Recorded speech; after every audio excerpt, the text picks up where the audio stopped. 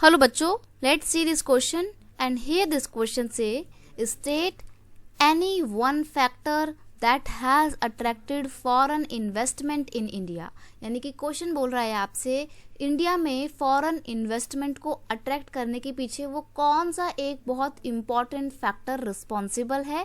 यहाँ पे ये पूछा है तो आंसर है most important factor that is responsible for attracting foreign investment in India is removal of trade barriers. यानी कि जो ट्रेड बैरियर्स हैं अब हमने उसको हटा दिया है।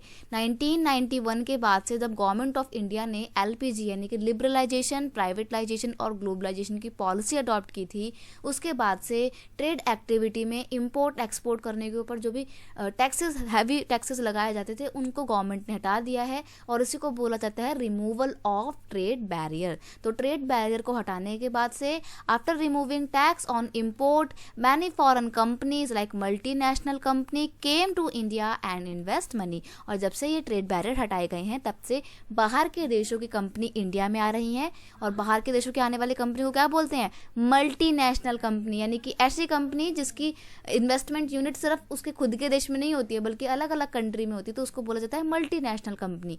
तो जब से ये ट्रेड बैरियर हटे हैं ये मल्टीनेशनल कंपनी ने अपने आप को और ज़्यादा एक्सपैंड करने की कोशिश की है, ना सिर्फ अपनी कंट्री में बल्कि अलग अलग देशों में वो जाके पैसा इन्वेस्ट कर रही है।